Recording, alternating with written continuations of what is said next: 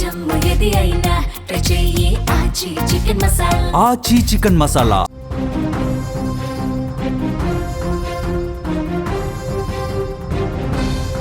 హైదరాబాద్లోని మణికొండలో వరద ముంచెత్తింది. మునిగిన రోడ్లు, అపార్ట్మెంటులోకి భారీగా వరద నీరు. రంగంలోకి డిఆర్ఎఫ్ బృందాలు. ఇదంతా చూస్తుంటే భారీ వర్షాల కారణంగా ఓ అపార్ట్మెంట్ దాని పరిసర ప్రాంతాల్లో మునిగినట్లు కనిపిస్తుంది కదా. మీరు కూడా అలా అనుకుంటే తప్పుల కాలసినట్లే. ఇదంతా వరదకు ఓ భారీ పైప్లను పగలడమే కారణం. దానివల్ల కాలనీలోకి పెద్ద ఎత్తున వరద నీరు వచ్చి చేరడంతో ప్రజలు తీవ్ర ఇబ్బందులు పడుతున్నారు.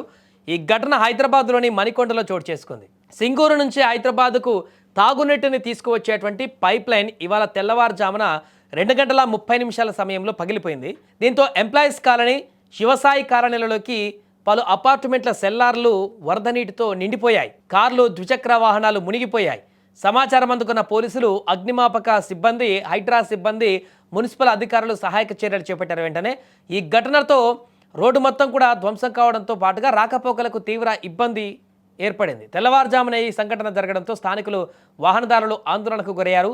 సమీపంలో ఉన్న పందెన్ వాగు ఉండడంతో చాలా వరకు వరద నీరంతా కూడా అందులోకి వెళ్ళిపోయింది. లేదంటే మరిన్ని కాలనీలు నీట మునిగేటువంటి పరిస్థితి ఏర్పడింది.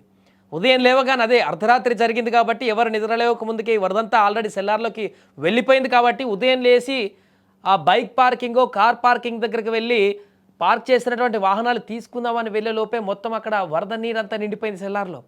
వాళ్ళకి అర్థం కాలే, ఇంట్లో ఉన్న వాళ్ళకి అదేంటి ఇలా మునిగిపోయింది, రాత్రంతా వర్షం కురిసింది హైదరాబాద్లో, భీకరంగా వరద ప్రవాహం అన్న వచ్చిందా అని ఒక్కట్టుగా షాక్ అయ్యారు వాళ్ళంతా కూడా. కానీ అసలు విషయం తెలుసుకున్న తర్వాత ఇది వరదకు సంబంధించినటువంటి కారణం అని చెప్పేసి అధికారులకు చెప్పడం జరిగింది.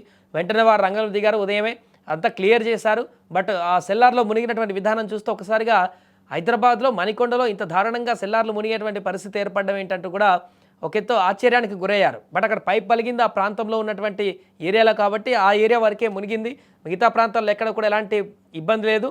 అండ్ పక్కన ఒక కాలువ ఉంది కాబట్టి, పందెన్ కాలువ ఉంది కాబట్టి దానికి ఆ డౌన్ వాటర్ అంతా కూడా దాంట్లో కలిసి వెళ్ళిపోయింది కాబట్టి మిగతా చాలా కాలనీలన్నిటి కూడా నీట మునగకుండా అయిపోయాయి. లేకుంటే చాలా పెద్ద ప్రవాహంగా మారేది ఆ ఏరియా మొత్తంలో కూడా. దీంతో ప్రస్తుతం ఈ వీడియో వైరల్గా మారుతుంది.